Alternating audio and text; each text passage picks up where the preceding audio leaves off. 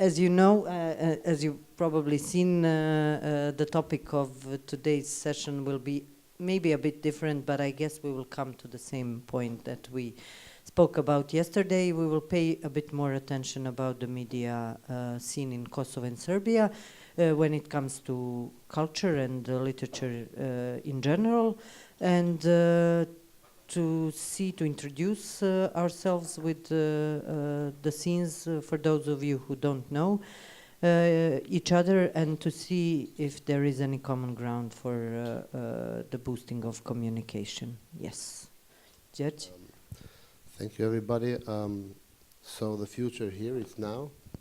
We are talking now, and the most interesting thing that I would like also to know, because normally media communicate with one another, not maybe directly, but through its reportings, and about the reporting of us and them, if I can use that comparison. And always culture is a breaking ground because it offers something outside the reality, whether it's political, cultural, or economical reality, although always it imitates life. But my first question in this debate would be how young people, mainly young journalists, young artists, would perceive this communication from their perspective. So I've been in the business like for 20 years now, and I've seen a lot of things happening, and I would characterize these relations as ups and downs during these 20 years. And now I'm not sure if we are in an up or in a down. I think we are in a limbo. And I would like to start with Rona and ask her, how do you see the discussion with Georgia here, for example, or with Boyan, or with Sasha in my right hand? And it's your first time and, yeah. How do you guys perceive this form of communication, whether it's through media or in a way, also this is a media, so we communicate, we read, we see our emotions through it. How do you see it? Yeah, thank you. This is my first time here in Belgrade, and it's been a blast. I met a lot of amazing people. Thank you for... Finish in a ditch. No, thank God. Thank you for the books,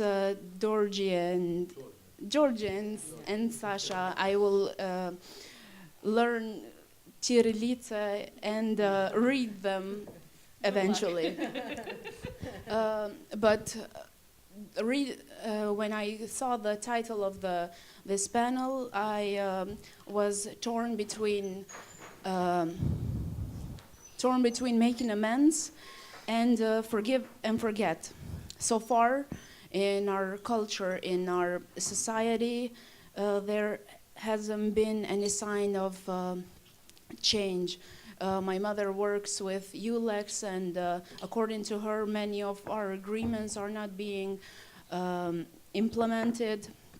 Some of our civilians are still here in shallow graves, and even my grandmother said that when I mentioned that I'm coming to Belgrade, she said they owe me money.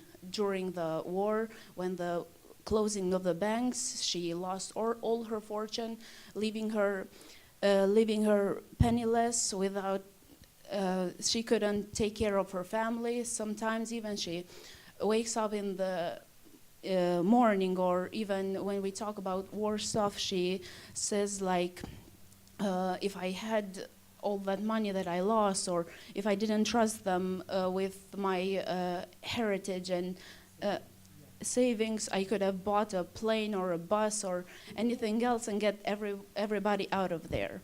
But it's not only this financial stuff. As Sasha said to last night in the readings, we are only writers. We can try to learn each other's language and read each other's books, but we are irrelevant. Nobody reads these days. The big change for me comes from big men with larger pockets of money, and apparently they're all corrupted, including your government here or our government in Pristina. For me, being in Belgrade was a very, very good experience, but it also reminded me a story that my mother told while visiting France in a conjoint organization with for ULEX program. They went to France and met her boss's mother, and her boss's mother said that she hates his German girlfriend, meaning that we hold grudges even 50 years after the scandalous wars and stuff. But I see kind of a light in the end of the tunnel, and probably, maybe not in 15 years or 200 years, but this is the right path. We're taking the right path to greater communication, greater, I don't know, conjoint operations, and so on and so on. Being that you're also a journalist, what is your point of view when it comes to media coverage of communication between Kosovo and Serbia that is not everyday politics?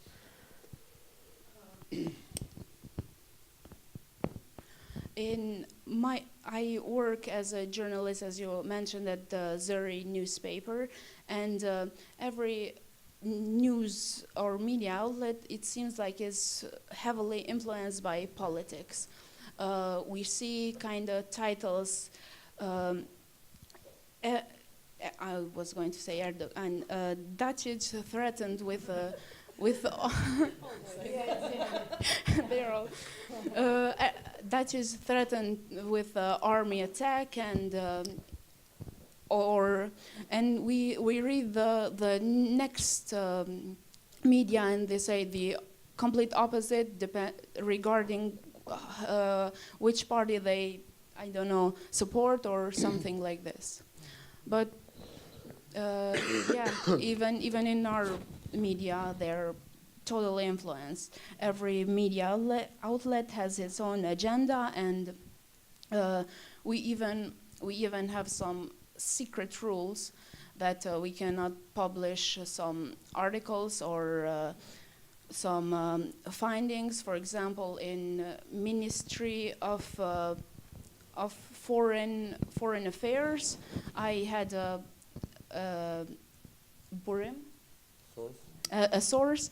They're telling me that they're mistreating the workers, and when I wrote the article and sent it to my editor, he said, "No, we cannot publish this because we work closely with them," and so on and so on.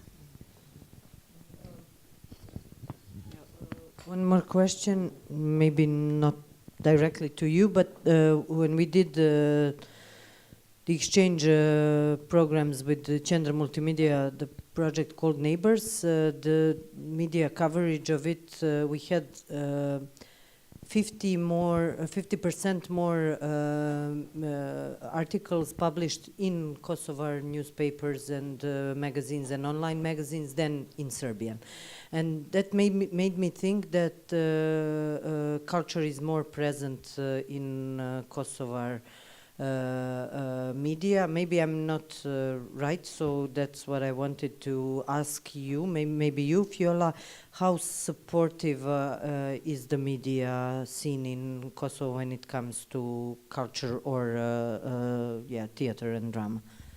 I would feel that we are more preoccupied with how we're perceived, and because of all the limitations that are conditioning, starting from freedom of movement to recognition, we are concerned, with the politics that are happening here.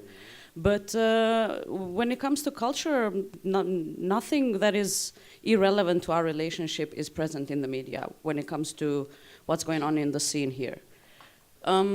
Speaking from the point of view of how theater is portrayed or whatever, performance is communicated, I think there is no critics of theater and drama. So I studied that in Istanbul for 2 years, and I know how difficult it is to be able to analyze instead of portray the plot. So basically, for example, for the play that I read a bit of last night, I was very excited and curious to read how the journalist would perceive it. And all I saw was the plot, you know. So there is no proper critics of drama. And I would also say that the mindset and the way things work is a bit of a cliquey kind of culture. So it would be hard, I suppose, for someone who has friends, let's say with George, to criticize his work. But like criticism is also not understood well, because criticism doesn't necessarily mean that you need to say bad things about the piece. It's just like, how do you perceive it? From what point of view do you analyze it? So it's not, you know, no focus in that direction yet. I guess someone needs to start the path. I am taking, sillily, my own example. I write criticism for Jeton's plays. And they haven't been published in the Kosovo newspapers, but they're published at the Theater Times, which is like the biggest theater portal managed by a Bulgarian woman called Magda Popova. But that's Kosovar. No, this is like, that's what I'm saying. It's hard, like, maybe I haven't even tried, but basically, I don't know if that would take part in the newspapers in Pristina. So, yeah, I mean, I guess in the sense of taking responsibility for, you know, leading by example, I would say, or just instead of complaining, doing something about it. I am trying to foster some kind of a theater, you know, atmosphere. There's a new cultural center called 17, Fondazioni Štatom Diet. They have a project space where I screen theater pieces once a month, and they're from theaters all over the world, from Bolshoi in Russia to things in London and New York. And I think we're all responsible to do what, for example, Jeton is doing. Georgia said this morning, like fostering the scene. So I feel like that I am responsible to share whatever, you know, I have experience with and knowledge with younger generations and find those voices. But when it comes to, again, you know, to the point of how much we know about each other's culture, I would say that comes to someone's autodidactical curiosity. It's not something that is being, you know, present or has a specific, you know, goal, unless it's some kind of a project like this. And one question, Fiola.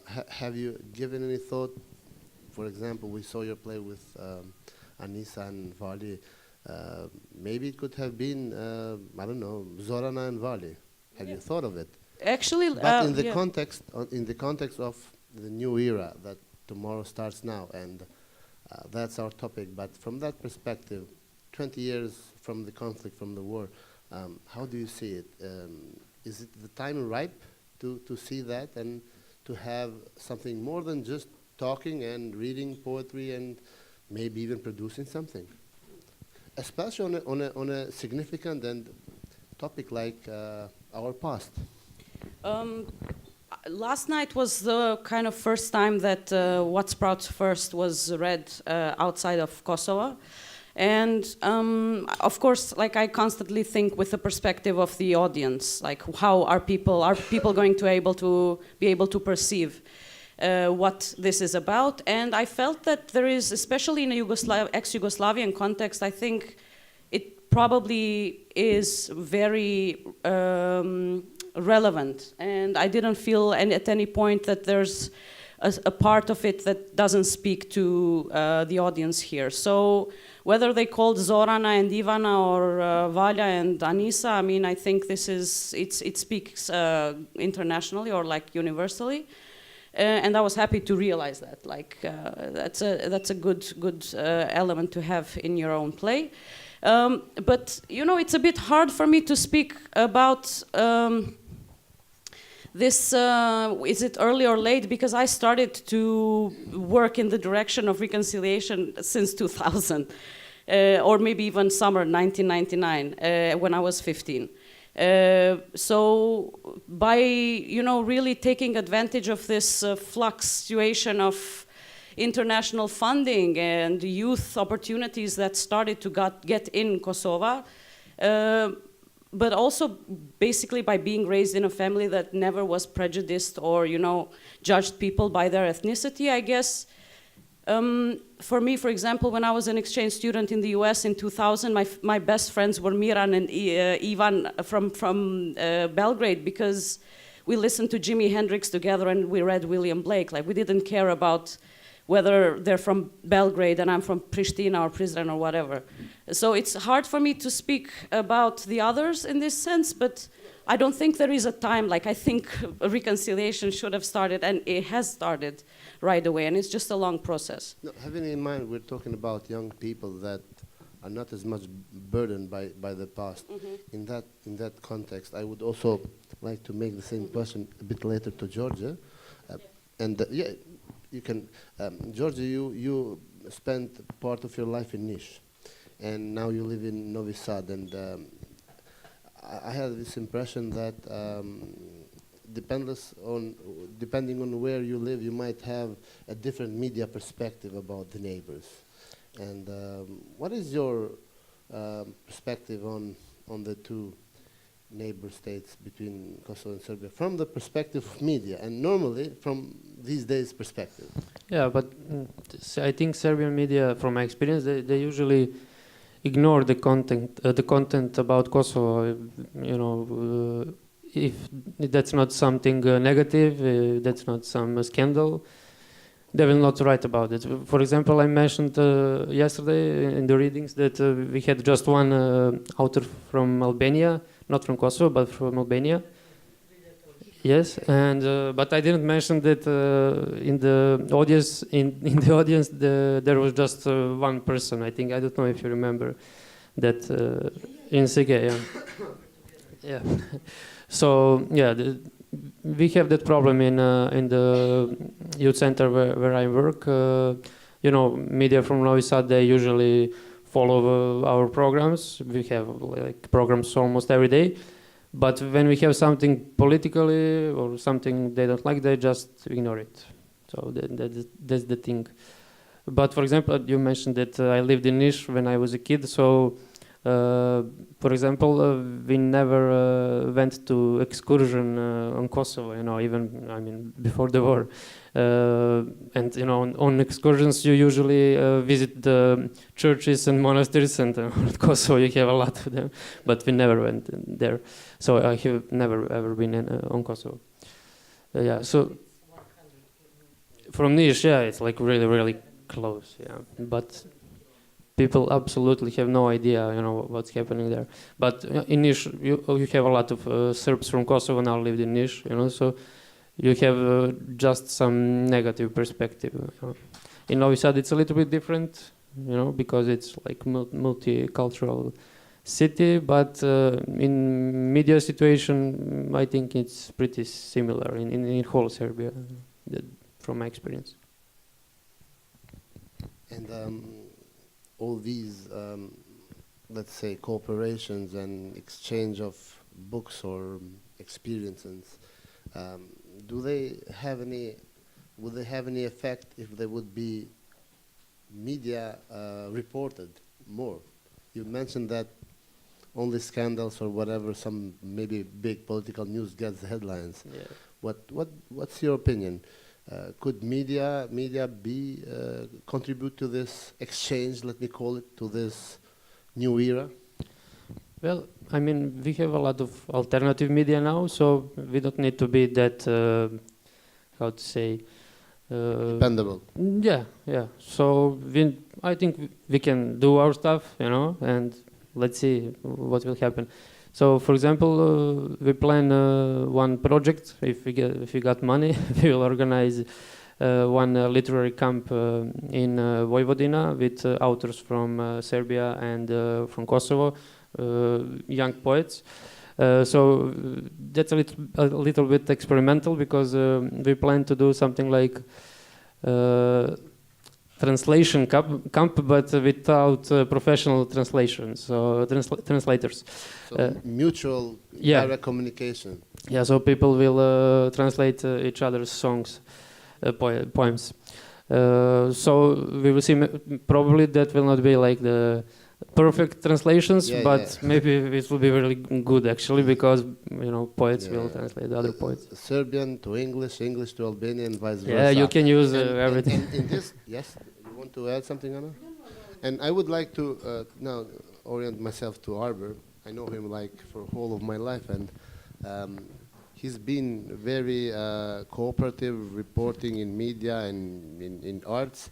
And he is also one of your frequent guests here. So do you see media as something positive or negative in the building of the, let's say, this new era, this new beginning between the two countries, in the context of media, in the context of art, in the context of poetry? Well, I think that in general, in culture and art is being very much reported in Kosovo and Serbia in the last 5 to, 8 years, I would say, because at the time when I was working, for example, as a journalist for the printed media, for Zuri, we were writing about culture, but really these exchanges between Kosovo and Serbia, it was not something that we would give the spotlight to.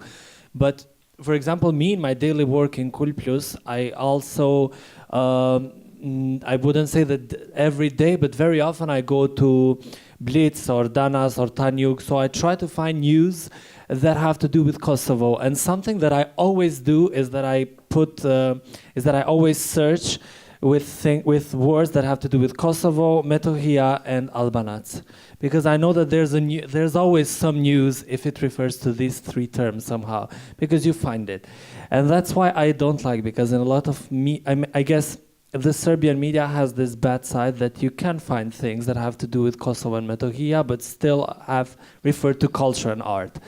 And for example, you go to Blitz or to Tanjug or to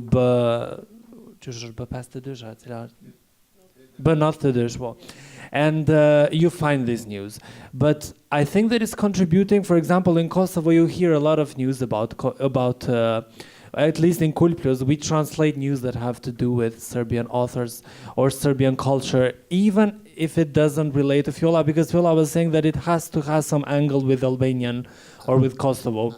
But it doesn't always have to be like that. I would like to make you a question. Yesterday, talking with Georgia, we were discussing about plays with Fiola and him, and he said that a friend of his, that he lives in Novi Sad, when he comes to Belgrade, he always checks what is on the stages, what is on the theater, and he always uses his travel to see a play. And in Pristina, we have plays happening in Pristina, Prizren, Gjilan, on the media and cultural Ciceron. Do you think that it could be relevant to report about the region, about these activities, for example, since Pristina and Belgrade are not so far away, and somebody might use the weekend to see something, or they would come, huh? Well, that's quite promising. I mean, but Be optimistic. yeah. I mean, we have to report something that has an angle or a perspective on our side. So, if I want to write, for example, for Mirdita Dobardan or for, Bekim Fehmiu, or if there's a Serbian media writing about these people, of course, that I will translate it and I will try to give sort of a more, light tone to the article. In general, I think that media in Kosovo, I would say, a lot of medias now are giving some space to culture and art, which is great because it hasn't been like this.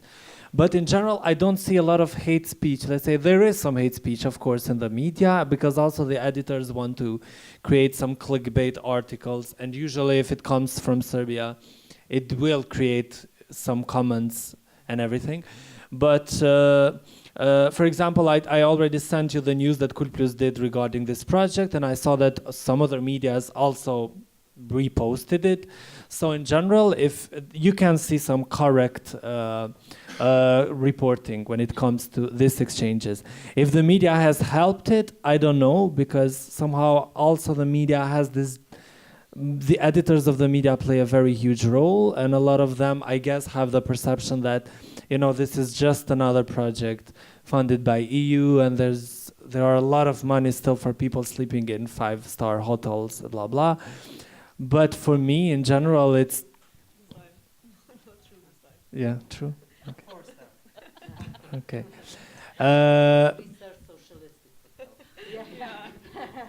It was nice, you know. It has a very good architecture inside, anyway. Yeah.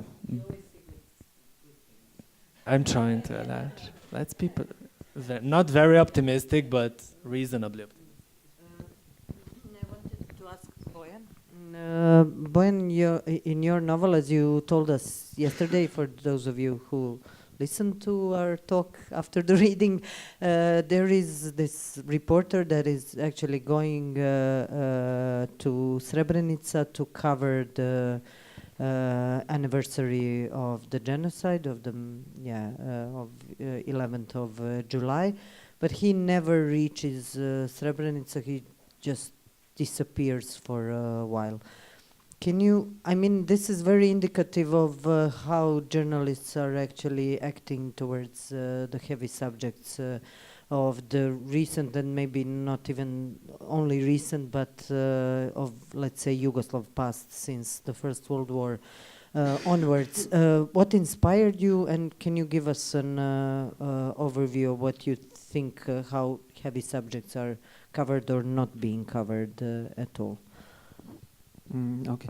First, before I answer your question, I'd like to say that, on contrary to George, I have been to the excursion to Kosovo because I'm young for a longer while, and and as a kid in primary school during the 80s, I've been good in maths, and they have been sending me to those competitions, and I've been like second or third in whole Belgrade. So us kids that were good on those competitions, they would put in a bus and they would give us a prize to go to Gazimestan. And it was during this year, it's like 89, 88. And I don't remember much from there, but I just remember that there was some event, and Ivana Žigon would read a poem. Yeah, of course. And the second time I've been to Kosovo was a few years ago on the Polip Festival, where we would read and have a really good time. And actually, it was like what we were talking about again before I answer your question was this: how do we cooperate? Is there cultural literature? Can we do something about reconciliation and stuff? I think that from the beginning, even from the end of the 90s, during the conflict, when I was a freshman at the university, I have been part of this some kind of meetings with the Kosovar students of these parallel universities. And then 10 years ago, I've been a part of this project of translation, 2 books from Belgrade with love, and from Pristina with love, to translate to Albanian and backwards. And I think that we're always at the beginning. This is what's bothering me. What we are always doing something good, but we're always at the beginning, and that's where media comes. I think that this policy of ignoring, and that is what I've been writing about in this last novel, this policy of ignoring anything positive that's happening, and especially in mainstream media, is I've never seen anything like it. It's really, I don't think that it's spontaneous. I don't think that there is like a journalist, oh, I think it's not important. No, I think that they know that it is important, and that's why they don't want to write about it. And I'm sorry, those medias who are writing about it are what we call alternative media, small medias, and I think that we're not going to get into mainstream media. Novosti, večernje novosti are not going to write about this. But what we can do is actually to make those alternative medias more influential by being more active and more, that's it. I called it a limbo, neither forward, neither backward. So it's just staying on one perspective, which is sometimes hard to follow because we all wait. What are the political elites going to do about it? But if we stop trying to do something from the beginning every time, then we're losing chance. At least those are like. Each beginning is new chance to maybe one day it will be a real beginning of something. I hope so. And it would be much easier with new generation writers, essayists, drama playwrights, and journalists because they don't have the burden that. Oh, they do. I think they do. Not as we had in that context, because you and me are a bit younger than them. So, as you said. Like no, but maybe they don't have the experiences from the from the terrain. Yeah. But they do wear burden. Their burden is even more complicated because they don't have the experience. We know what happened. They hear about it, but from who do they hear about it? No. Yeah. Špetin, you have been traveling a lot in the last decade to Belgrade, and from the perspective of, should I call you young artist? From a perspective of an actor and a writer, how you see the influence of media in all of this communication between the two neighbor countries? Yes, I was part of many activities here in Belgrade. I was in residence for writer here and part of Encyclopedia Živi in CZKD, like an actor. So I feel good that I'm part of this corporate and I'm proud for this. But I don't see any influence in the crowd.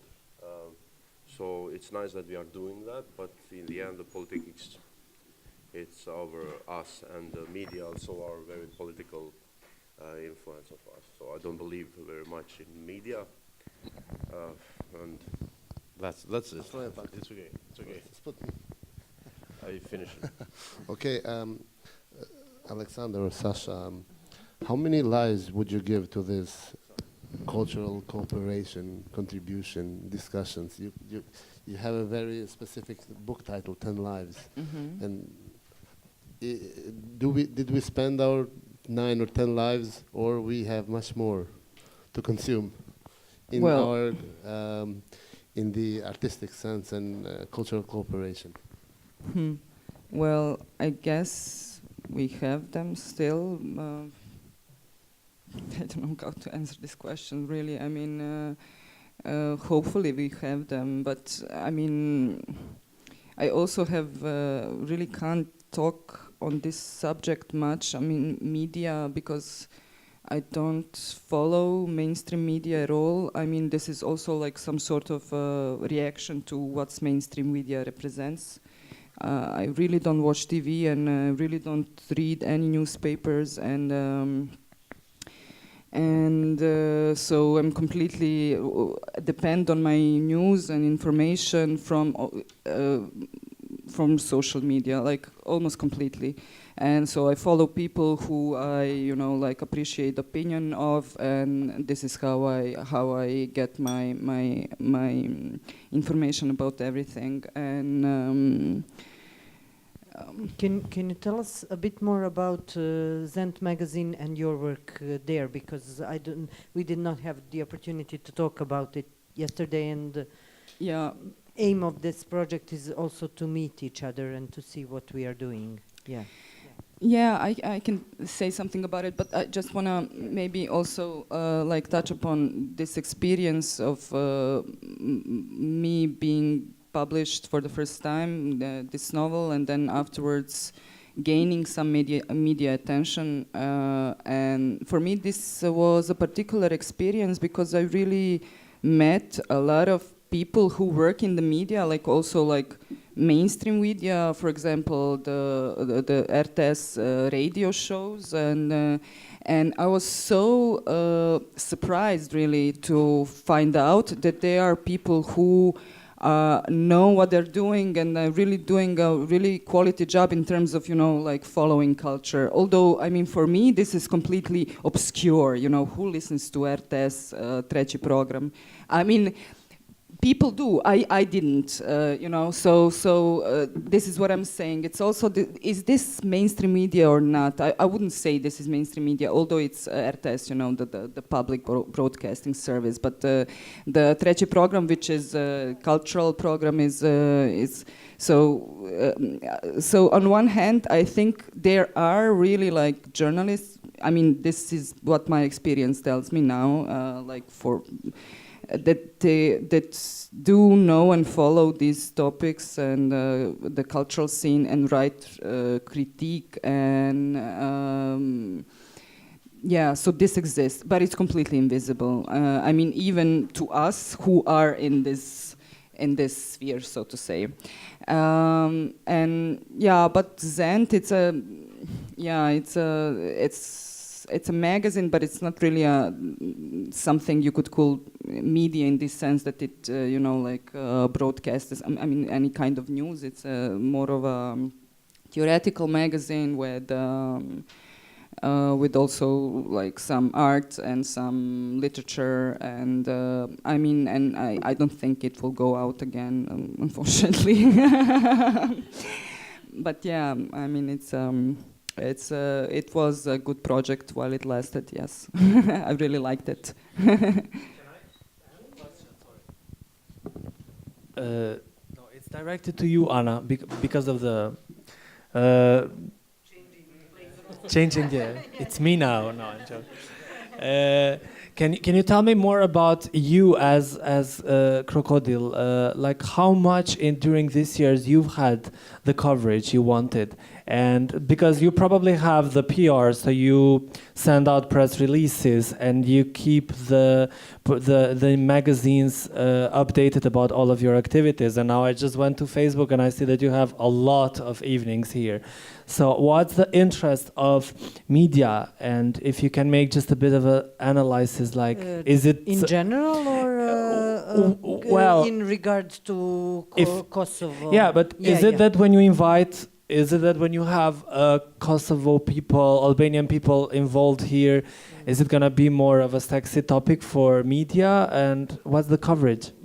I think coverage is all in all pretty bad, as Sasha said. There are it came to several individuals that do cover quality literature or culture in general, and it's usually, even though, for example, it's on RTS, it's not, you can't regard it as a mainstream media, or it belongs to the big media house called RTS, but the radio program 3 probably has a very bad coverage, number of listeners and so on and so forth.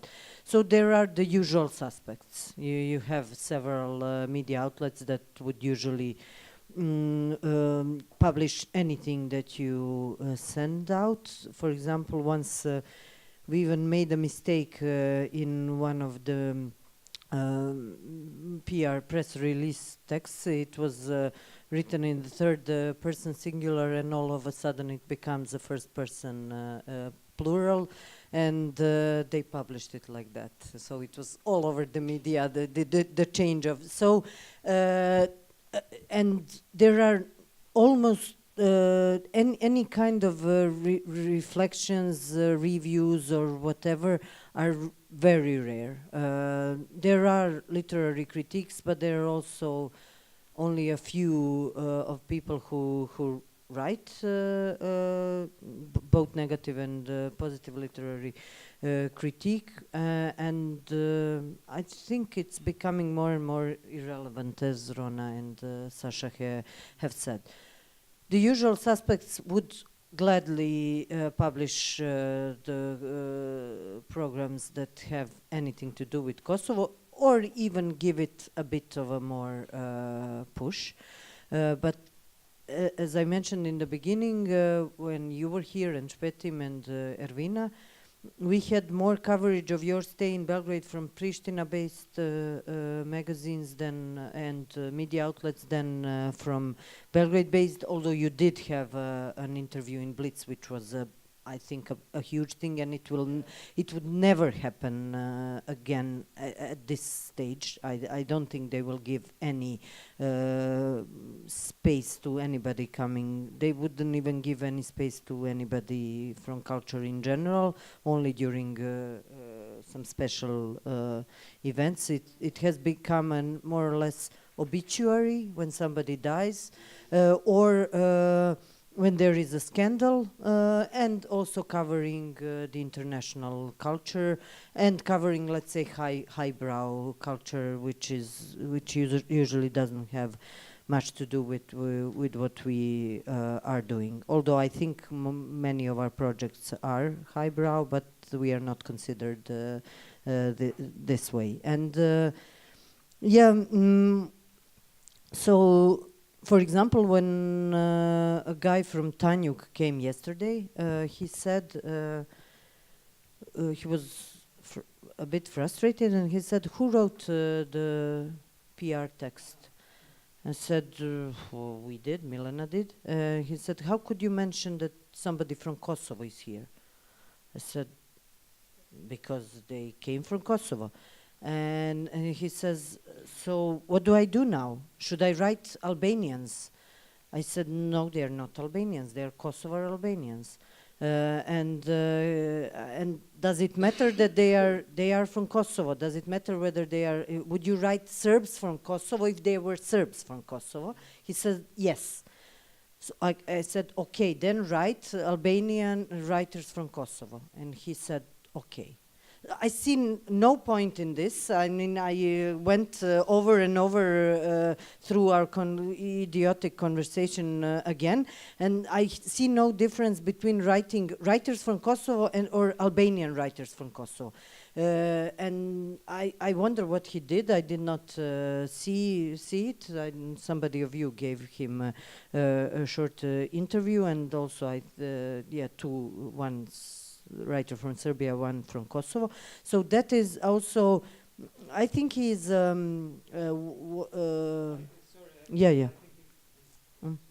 I think he had I read some commentary on Facebook, and I think that he had a problem with the from. Is it is or is it sa? Yeah, because we insist because for those of you who don't speak Serbian, it is usual that we say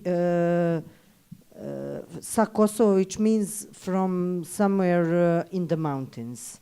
But there is because there is in grammar, you say, when you say sa is part of the whole. And is from somewhere else. So we, for a number of years now, we insist on this is Kosova formulation. And for example, I know when my colleague Vlada gave an interview to Vreme, he said this. This is something that we insist upon.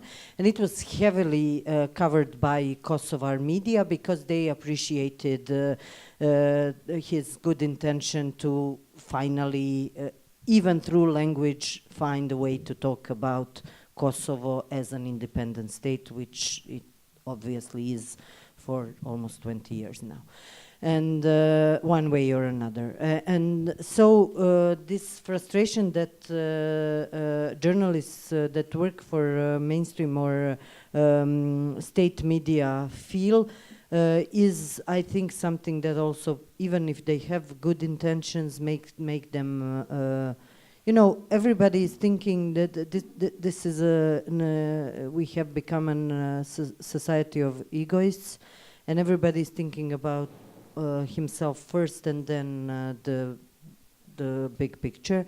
So if that threatens to endanger his position in at work or whatever, he will rather gladly choose not to write about it. And He did, so I really appreciate it, but I saw, because I know him for a number of years, he could be open to this. So also we had the pressure, for example, from the city of Belgrade while you were here, when we did a report on Kuća za Pizza, on Writers in Residence program that they supported with a small sum. They asked, in the end, they asked me to erase your names from the report because it says Kosovo in the brackets. And then I put Pristina in the brackets and sent out the report, and I don't know. I mean, these kind, yeah. Yeah. I was wondering, should I write Ferizaj for you because you were born there and the two of you were born in Pristina. But then we said, okay, maybe this communication, it eases up the situation with the, I did not follow the rule of appendix and then, you know, because I don't see a point in it. So, you know, there are pressures one way or another, but they are small since we are independent, and you know, projects come and go, and I think we are as vital as we were, and that having good intentions when you work in independent sector is something totally different, because I think you are more free with this. Yeah.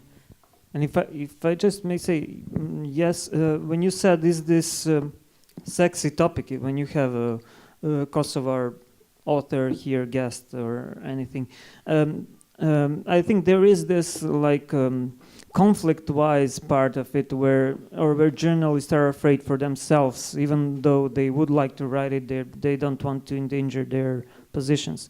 But on the other hand, there is this position of Belgrade as, even though it would sound funny, as an imperialistic center, because I don't think that you will find writers from Bosnia with Bosniak names on the books, or even from Montenegro, from Kosovo especially. Even if you publish a book, you wouldn't, they wouldn't be popular. They would never be popular. I think maybe someone from Slovenia, but of Croatia haven't you. But we have this long tradition of not thinking about the authors from those parts of this big country as something sexy, unfortunately. And I don't know. Maybe we should think of the ways to change it. Especially because language-wise there is no translation between the 4 political languages. So when the book from Bosnia is published in Serbia, it is published in the original version. Maybe some of the publishers do print out in Cyrillic, but they are rare because Latin letters would allow you for a bigger distribution. You could also distribute books back to Bosnia and Montenegro, but that's a totally different subject, also very fucked up, I would say. And of course the problem of language gives us even more of a trouble when it comes to Kosovo and Serbia, disregarding the political tensions and the ongoing conflict. I would ask Lura I would ask Lura a question. You worked for Birna and Pristina Insight, and how would you, for example, because I believe that in the past you have also reported about events like this, how do you see cultural exchanges events? What was the angle of the media outlets that you have been working in the past? I know that, I'm not sure, but is it English, Albanian, and Serbian in 3 languages, Birn? Or in 2? Depends what you consider Birn. So obviously Balkan Insight and Pristina Insight are only in English. there are websites that each of the BIRN national organizations produce in the native tongue where they work at. So it is, but it's like not one. And Balkan Insight is only in English, which means that you don't really have a translation of all the articles.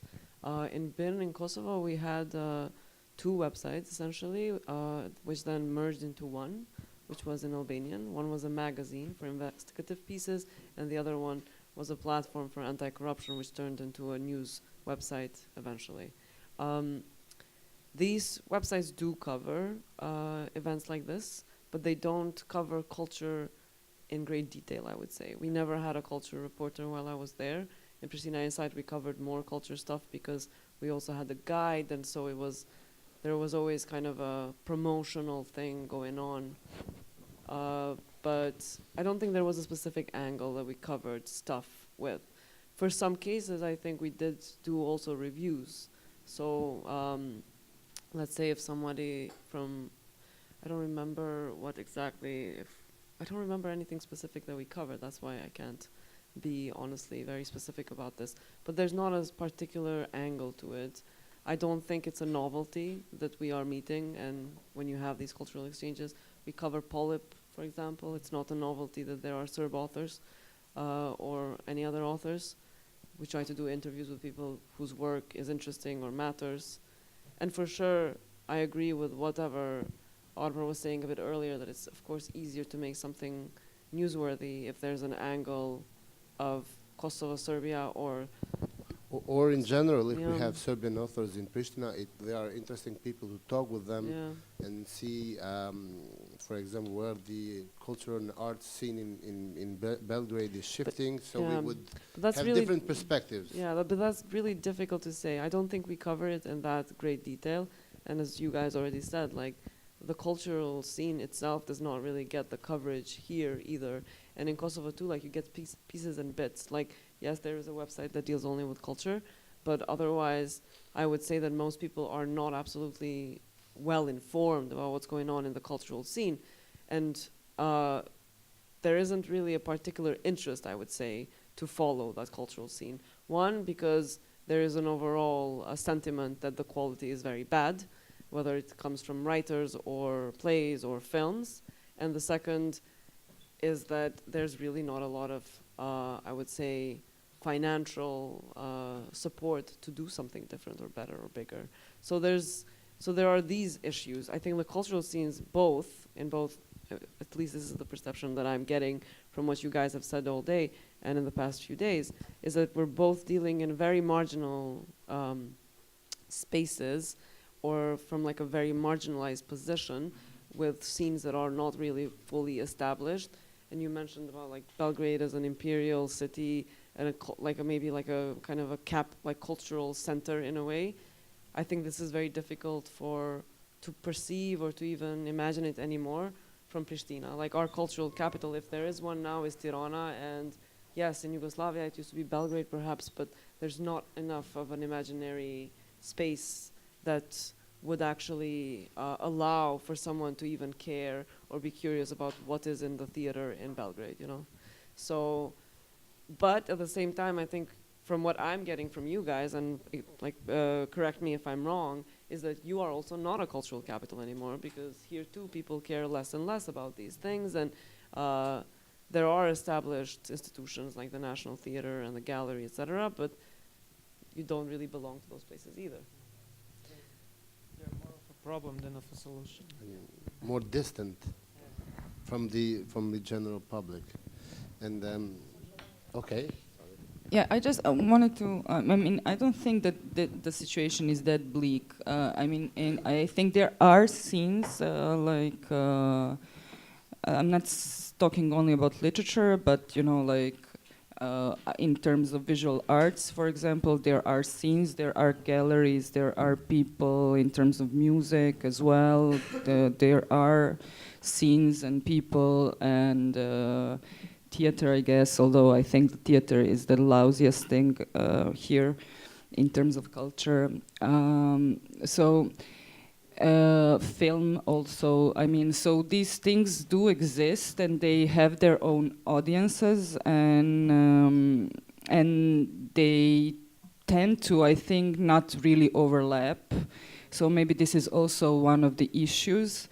And also I wanted to just make a point of, because we speak about here about culture and art, but nobody mentioned pop culture, which I think it's really, really, really important. And I find pop culture the thing that matters, how to say. And so what we in Serbia know about pop culture in, so to say, Albanian pop culture, I'm using the quote marks because it's, of course, the UK-based stars. And I don't know what's the situation vice versa, but I think pop culture is the most important thing here. And we as a marginal, so to say, I don't know, artists or whatever can contribute in a way, but marginally. Yeah. I think, for example, I really miss here, for example, this Vlaisa's son, who's very popular, and he's also, what's his name, Surreal.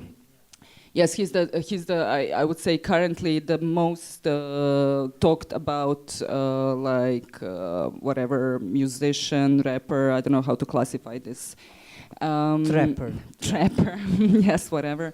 And so I follow this trap scene because I really follow pop culture. I try to follow pop culture. So I think this is very important. And I think I'm sorry for giving this sort of interventions. Maybe it's not appropriate, especially publicly. But for me, I really miss this. I think that you should work on, bringing together these really popular, and also they are poets. Bob Dylan got his Nobel Prize, and this is scandalous. But musicians are poets. Especially the who author their works themselves, who write them. That can be bad and good poetry, whatever. But it is, and I think we should work more on bringing those worlds together. Yeah. So just. Georgia, there is an idea. Yeah.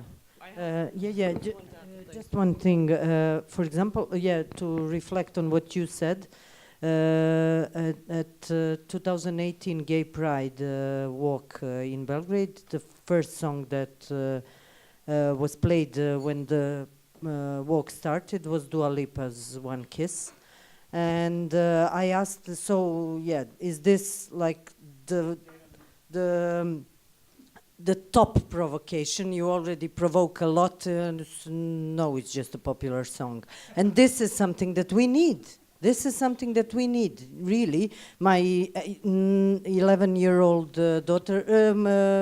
niece, her favorite singers are Dua Lipa and Rita Ora. She has no idea what Kosovo is. She knows it from her study, from school, that this is part of Serbia and that's it.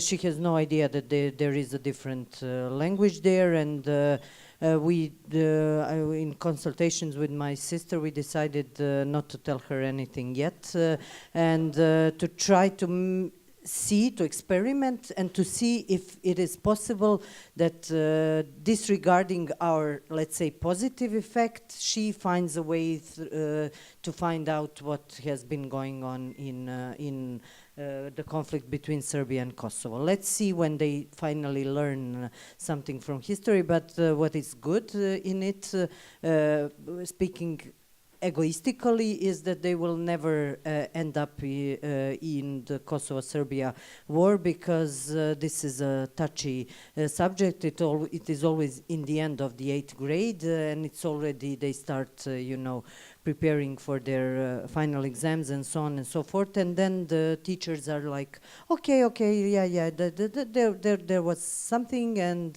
now, yeah, there is nothing, and this is still a part. I'm speaking from experience because we have been doing for a while a project that is called Historians Against Revisionism, and it deals with the subjects of how the recent past has been taught about in schools, one part of the project. So we did 2 or 3 weeks ago a seminar with the teachers of history, and this is how, even if they mention it, this is how they try to find a way through it. So I will let you know what has been going on with my niece and her knowledge of, sorry to steal,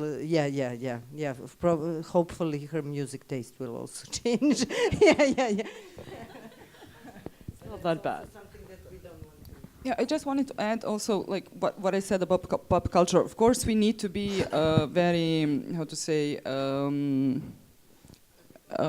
critical, yes, towards it, exactly. I wanted to say oprezni, I don't know how to, careful, with this. Cautious, yes, because of course, I mean, when mentioning this, I really don't know almost nothing about these stars, Rita Ora and Dua Lipa and stuff. But it's also like the how to say, the authors I mentioned and the musicians here, and this is a really problematic, so to say, type of music, this trap, because it tends to be quite chauvinistic, machoistic and stuff. So, and also like politically problematic, depending on the different, so.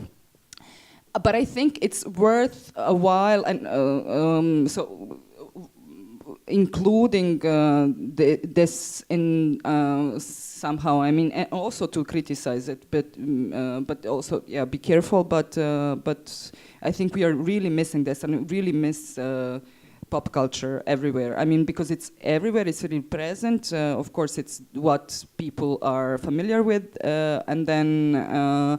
We, as some high culture, whatever, I mean, I find this really problematic, of course, this differentiation between high culture and pop culture. So we tend to dismiss it. I really don't think we should dismiss it. This is very important to have in mind, yeah.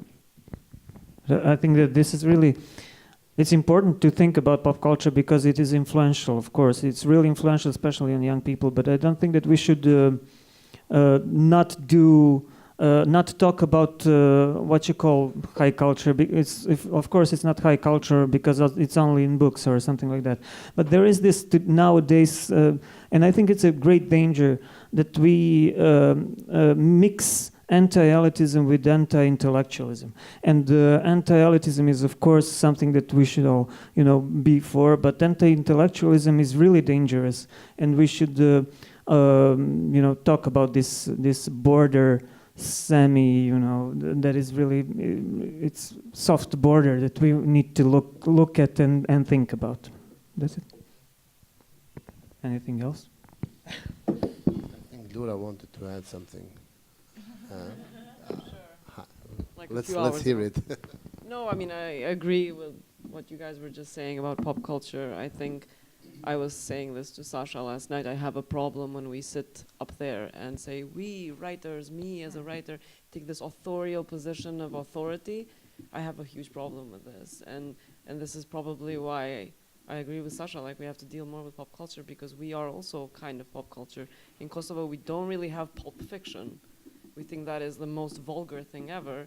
Not that the literature with a capital L is much better, but like we just don't have it. We don't produce it, and if you want to become a writer, you don't do that. So we just, we need to be a bit more, I would say even anti-intellectual probably. We need to let go a bit of our seriousness. Not to say that what you have to produce is supposed to be different from what you are producing, but understanding that it is part of this mass culture that people consume. Yeah, if I can also just reply to this. I don't think that we should give up on. I agree with Boyan here. I also don't want to give up on. not high on how to say. I mean, I don't argue that we should all listen to folk music and enjoy it and see it as high art. But if we are not aware of it, if we don't engage with it, we are completely unaware of what the world is. I mean, we have no fucking idea then. I mean, what do people think about? How do they feel? So in this sense, this is really important. I would really love to have an opportunity to talk with Marlon Brutal. Yes, exactly. So I would really like that because, and this is also, I mean, maybe. The argument against it would be to maybe not give these people platform because this particular one is right-leaning as far as I know and understand, yeah, and Serbian, but nevertheless, I would maybe we shouldn't give the platform to these kind of attitudes, but maybe we should also find a way to I don't know, to at least acknowledge this exists and not ignore it and be oh, I don't see it, therefore it doesn't exist, and close ourselves in our small intellectual circles. And so yeah, I think we should definitely engage with pop culture as much as we can. Just a comment, it rings a bell. There's one of the TV platforms in Kosovo, I don't know if it's from one of the providers, has Comedy Central in Serbian. So basically we watch the cartoons, but then the commercials are in Serbian. And then sometimes they screen these Medonje iz kraja. I don't know how popular they are even here. It's about Novi Beograd, and there's two bears, Rajko and and then sometimes they pop up and we are crazy about those two. Really two little bears and talking about the, krešuje mi aplikacija, something like that. So about, it's in Serbian. No. This is Comedy Central, but sometimes because the provider is from Serbia, they do South Park and all that. But then you have Medonje iz kraja, which is 1 minute, and it's hilarious because I'm a generation that I understand Serbian, and for me it's a different resonation. I grew up and learned Serbian from the TV.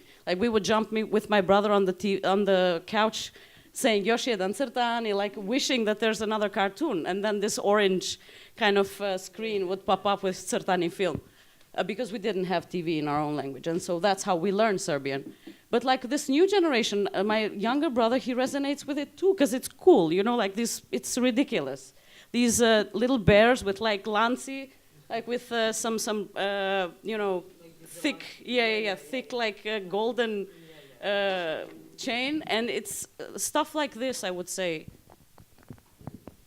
Not only that channel, but most of the Fox Crime and Fox Life and 24 Kitchen and a number of channels have commercials in Serbian. Maybe it's about how they were bought for which region. Is or from SAS? No, we don't know if it's from Is or from Sa. You want to say something, Rona? Yeah, just wanted to continue what Sasha said. We, as writers, take ourselves too seriously. Writing 2 or 3 poems makes you this great intellectual, while you see rap songs or rock songs that have even greater lyrics than poets, most of the poets I know. So yeah, that was a great suggestion to include pop culture. That's not, I think, only our problem. That's the general problem in Europe, that people still, maybe not in US, where people still believe that writers are entitled and can give us advice on current political affairs, social affairs, and so on and so forth, as if they were destined to tell us what we are doing wrong and how to change the world. Yeah, just Yeah, Sasha, maybe you can. You want? Yeah. I wanted to say only writers believe that. Yeah. No, I Nobody don't else. even know that if they believe or they pretend to believe. No, they yeah. believe it. They believe I it. think. I mean, Yeah. I find it really annoying. I mean, this is. I'm saying this because this is my first time, being in this sort of. I mean, not this today. I have huge experience with Kosovo exchange programs, but in terms of with the writers, and when my novel was out, so this was first time when I got to be in this scene, so to say, and for me this was really shocking. How people think high of themselves, the authors, and how serious they take themselves, and and it's really, I find it. I don't know how to say it. It's really, yeah.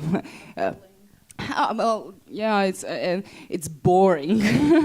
It's boring, and it's entitled, and it's overly confident, and I really. And what I wanted to say about musicians, and they are also very political. I mean, and this is, even some are aware of their politics, really aware of the politics. Like, for example, Repetitor in our context, and others are not aware of their politics, or maybe are. But they are nevertheless producing a discourse, and I think we as writers or any sort of artists, let's say, our role is to produce a discourse, and no matter how I distinguish when writing, let's say, or reading, between how something is written and what is written, of course, and this what is written, this content is it's really what establishes the discourse, even though it's more. So this discourse is more established in pop culture, of course, than in any sort of literature. So the entitlement that writers have, it's completely unbased because it's not established by any writers, at least not in Serbia, but it's established by pop culture. So I think this is a chance to also, we have a chance to intervene in this field, and this should be exploited.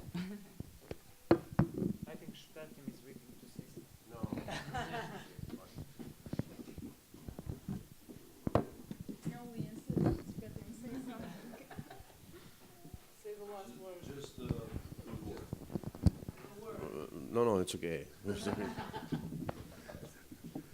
Anybody else? Georgia? I can just repeat what we talked about. Because today I have that feeling that I already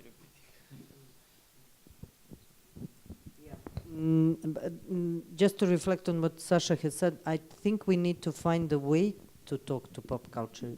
So for example, if we would invite me, Mercedes, Cyril, and somebody else to sit here at this table, they would feel threatened by it, because they are maybe not used to talking in this discourse. So we need, it's not only about inviting them, but really finding the way to communicate and to include them in... I agree, but I think at least, I don't have this experience on my own, but some friends that I know that have been working with a lot more popular pop culture stars like MIA and really like what's really stars. They are, when invited to speak, they are on one hand, yes, as you said, so they don't have experience with speaking, so they are kind of afraid of it, let's say. But they are also so počastovani, how to say this? Honored. They are so honored to be included into this high whatever, So I think this is really important, and I think most of them would feel honored, and we tend to dismiss them, which is really not cool, yeah. But maybe, I mean, of course, we should. It's the part of the reality and big one. but they do have. We have to bear in mind that we're not discriminating them. We are the ones that are discriminated here. We have the 1% of the public space. They have 99% of public space, and then we invite them take this one too. So, so please. No, okay. It's a question of market, you No, know. no, I know. Coming back, I wanted to just speak about one more thing, because I spoke with Bojan this morning, and he said that he did not have any reviews for his wonderful but somehow overlooked novel Yahoo. How is it with the literary critique in Kosovo? Of course, you do write critique of drama, but that is your essential aim to do. But is there anybody who writes? Is there any space in the media for the literary critique, and what kind of critique is being written in Kosovo? Yeah. Well, mainly the daily newspapers such as KROKODILovom, they have the art supplement each Saturday, and they feature critiques and reviews of books, but it's a small neighborhood. The whole of Kosovo is, let me say so, a small neighborhood of New York, so everybody would know one another, and it's sometimes hard to, I would say, express maybe the right opinion about the value or the way how it's written or anything with arts. Although there are people that write, but seeing them in the same circle, it's quite hard to find something meaningful that is not based on the person who is writing it, but actual on the subject. So however, there are exceptions of the case. There are people, but there are not as many, because there are a few of people that write, and maybe Fiola would know better, there are even fewer people that criticize. Do they write only about literature from Kosovo, or do they also publish critiques from translations and so on? There are a lot of more critiques from translations, but they are more or less reviews, and sometimes if, let's say, you read the book, you can see that even that is not a real review. It's something half translated, half instilled by the person who is writing it. But as I said, there are a few writers and even more few literary critics, more reviews, like about the meaning of the book, the message, but not about the critique, the real one. And especially with plays, I mean, there are a few that write about plays, but constantly like in the Muppet Show, you know, you remember the two guys on the side, they would criticize everything. So a small place, being a small place, has its advantages. You can visit the whole country in a day, but also advantages like this one here. You want do that? Food reviews, yes, because yes. Who are you? Sorry. Can you state your name and business, please? Yeah. But I really had to share a personal please, the name first. In this topic. I really had to share a personal experience in this topic. Please state your name. At the end of 2018, yeah, you know my name. You asked me for interviews 3 times. Once. I'm joking. At the end of 2018, I made an so-called offer to some newspapers for a weekly review that I would do for them with a book, and none of them accepted. And this was very, very funny for me, because I think this kind of lack of critique comes from a very self-centered position, because we want the others to talk about us, not us to talk about the other writers and give them the space and give them the marketing. And if you have literary reviews in not only in Kosovo but in Albanian press, in general, it will be for writers who don't even need the space. For example, a journalist in Tirana would write a review for Kadare, who gets reviewed by the New York Times, and who would write possibly a review for Orhan Pamuk or Holobek or Murakami, and we don't know what's locally happening. And I'm sorry for taking your space. I just wanted to say this. I just wanted to add something about this critiques and reviews. It's been developed idea that if your book gets a great review or even a newspaper writes about you, it means that you're a good writer or whatever. So this culture, like every new writer goes to their friends, to their more famous friends, and asks for a review, and nobody would do it like spontaneously. And there's this another issue that people there. I would try to divide some writers in maybe two groups: those who write and have doubts about their work constantly, and those who write and they don't care about any doubts. And then the latter are more in number, and you can find them in shady media outlets or in irrelevant portals. And they would get the space, and it's much easier for them to even get people to criticize, in brackets, or say better, review their work.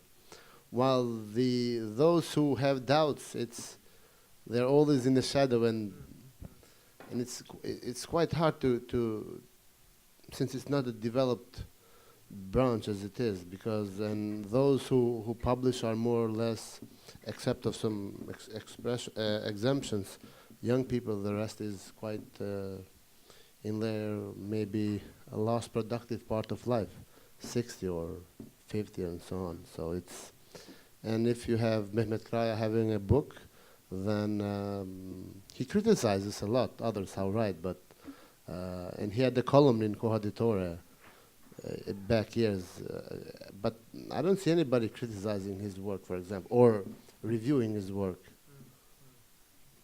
Haida? No, just something else in my mind. I think one other, just thinking about the reviews that I'm reading on portals that are more independent, because like even KROKODILovom has issues with I think there's young journalists really are not properly trained. I mean, without are not arbors and money. No, but like there are journalists that, for example, come and cover your event, and then you read what they wrote, and again I go back to explaining the plot. But the other issue is the lack of continuity in these portals. For example, there is one, Uliksi, that publishes book reviews but also film reviews, and for a while I haven't seen anything there. So this multitasking kind of and crisis of survival that we all have, because it's so hard to live from what we do, I think a lot of people at some point just give up, and it is because the lack of the I guess feedback, but also because, you know, it's not easy to write a review. It takes a lot of time, and then if you know, are not able to generate your living somehow out of it, you kind of are going to the direction that is, you know, more gonna offer you a more sustainable life. So this is just another point that I think it's really problematic to live from writing. That's right, but also to refer to what we discussed about earlier with Boyan. Can you please write me one page? Can you please edit it? It's nothing for you, writer, journalist. It's something that you do every day. So, and basically, it's underestimated writing, even as a playwright or a journalist or a writer or a critique. For example, you would do, let's say, one book per week. So that's 4 books per month. And what would be the cost of it? 20 euro per text? Come on. It's very hard. Yes, Rona? Thank you. For me, basically, goes back to writer's arrogance. Yeah. Basically, a friend of mine, his nickname is very, I don't know how to say, his nickname is Armageddon. He's a scandalous guy that writes reviews about a lot of books, and he told me about a book he wrote, a review to a writer, or I don't know, and his review was like, you hate me, why are you doing this to me? I've been working on this for like months and months, and this Armageddon guy said, okay, I won't write another review about your book or your activities. So we just want the good reviews. We're not open to basic criticism about our works and our literary text. We just, for example, we ask our friends to write good reviews, not criticize our books, because our imaginary public will think that our book is crappy. But I think just going back to what criticism is, like, it's not about good or bad, it's about trying to understand the author's world. I would like to ask Arber Salmani about, did he write, what was it, Arber, okay. Arber, can you tell us your experience of writing reviews? Did you do any, for any book? Come on, just, well, the next mic is then from Sasha. No. Yeah, great. No, but as a culture journalist, you are supposed to, after some period, George knows better, you have some competent, you are being competent after some point to write some critique.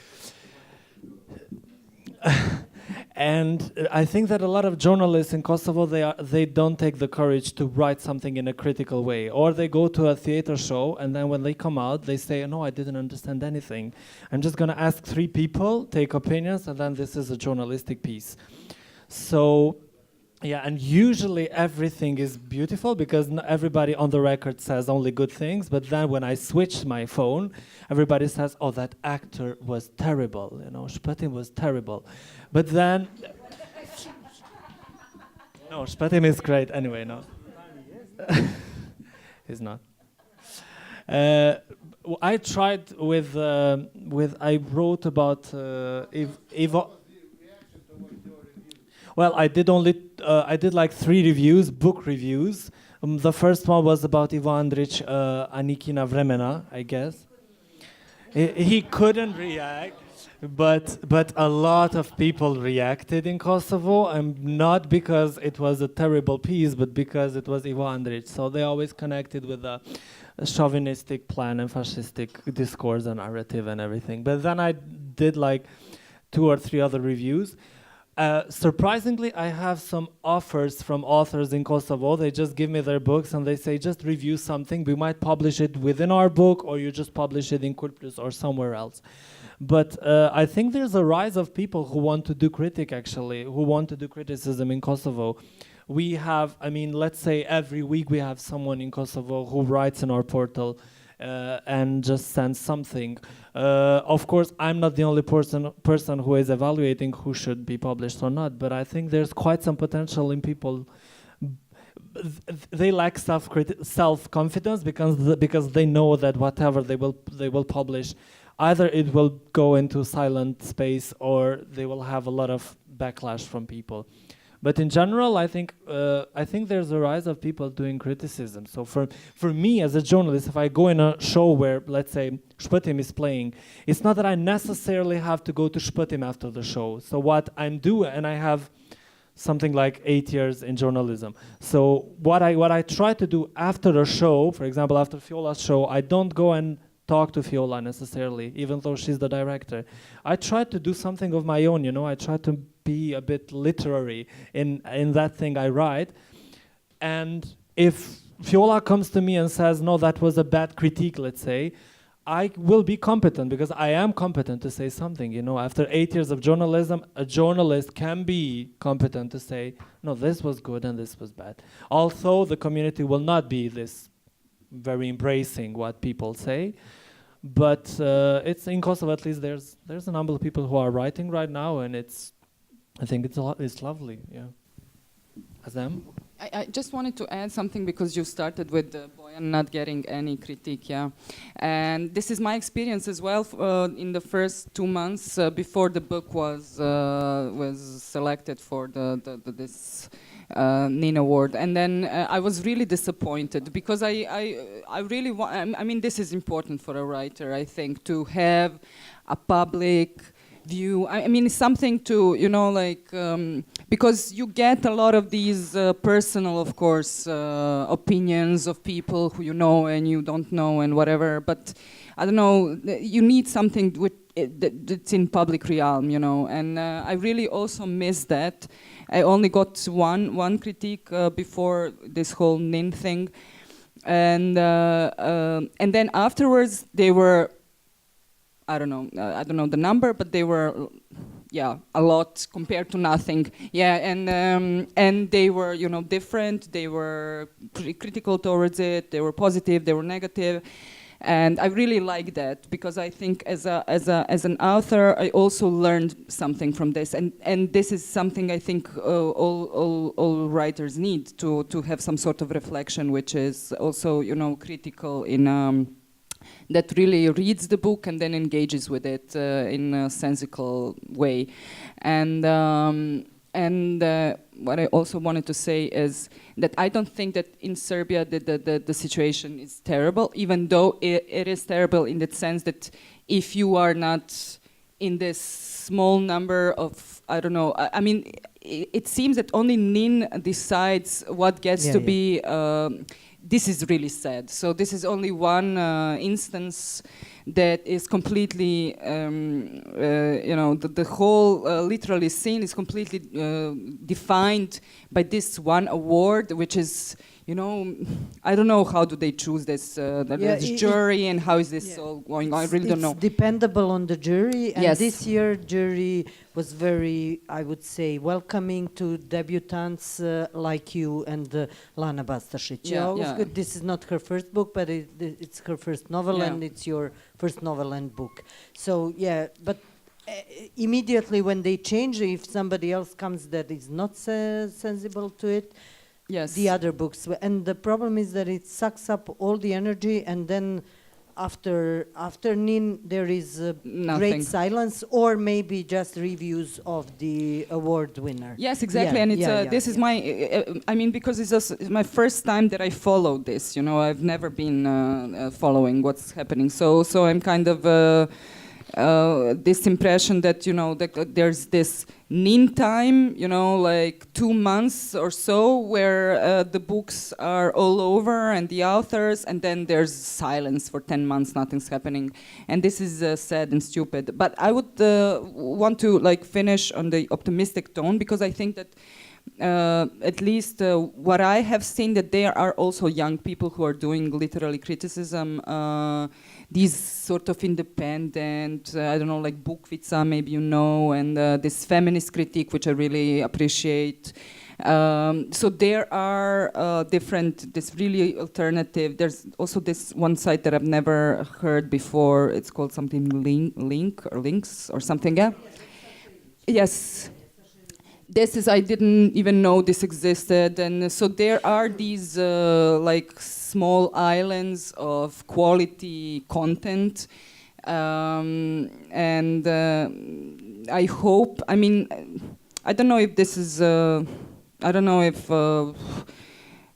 we can live in a bubble, or I guess we can't, but I don't know if our goal should be to become mainstream. I really don't know, but in that sense. But I think it's not. It's sad that it's so, in Serbia at least, it's so like nothing else exists except the NIN award, But then, on the other hand, I hope that, I mean, the rest of the as far as I understood, the rest of the awards are in similar way awarded to the friends of the friends of the friends, you know, and the publishing houses, the publishing. So yeah, we have to think of a way, of different ways to get publicity, like what KROKODIL is doing with the festival. I think this is a really good way to get some publicity and focus on literature. So yeah, but I don't think it's hopeless. Just want to add one thing, because NIN award is just for novels. So you have like poetry and short stories, whole scene, which is part of scene which is invisible, basically. But I also wanted to finish more positively, because I work in that youth center, as I mentioned, and I follow a lot of younger authors. I think there is a lot of people who write, and somehow we can use internet, of course. And I think not just in Serbia, but in whole region, that must produce something good in the near future. I have a question. And do you think these awards like NIN or others are fair? Like, yeah. Because you mentioned that it was the award in Yugoslavia, and now it's speaking from the feminist point of view, it's not fair. The first one that received the award was Dubravka Ugrešić for forsiranje romana Reke 1986. So what, almost 30 years after the first award was given to, Yeah, only one female writer in the whole of Yugoslavia. We're speaking about 18 million people speaking the former Serbo, or 15 million people speaking the former Serbo-Croatian language, and only one female until the collapse of the country, and then after that, I would say very established. Very well checked upon female writers received it, like Svetlana Velmarjanković, like Gordana Ćirjanić. Yeah, so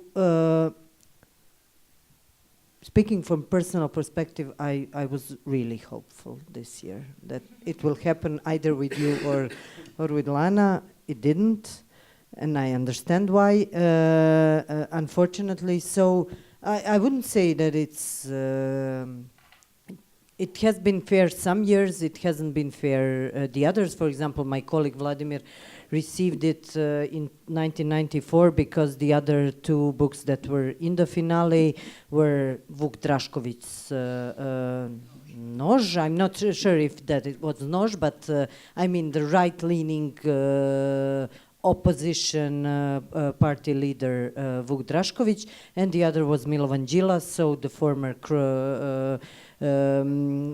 high-ranking Communist Party leader that was a dissident after 1948. So it was awkward, both deciding whether to give it to the former communist dissident in 1994 or to right-leaning opposition party leader. Then they opted for Vladimir, who was a nobody, and they made a big mistake, I think, from their position, because giving the space to somebody, to the first anti-war novel in Serbia when the war started was a backlash. So, yeah, there are examples like this, but there are also very negative examples. Yeah, you can't really say that whether it was fair or not. Yeah. Since Arbor ruined this kind of and gave the chance to everyone to make questions. Yeah. Guilty as charged, Arbor. It's Arbor's fault. Yeah, but in former Yugoslavia, did they discriminate in ethnicical basis with this award, or are there any any Albanian or whatever. For Serbo-Croatian. Oh, It was But not again, as Yugoslavia was a Serbo-Croatian domination, it was mainly most of the right. locals that participated in one, right?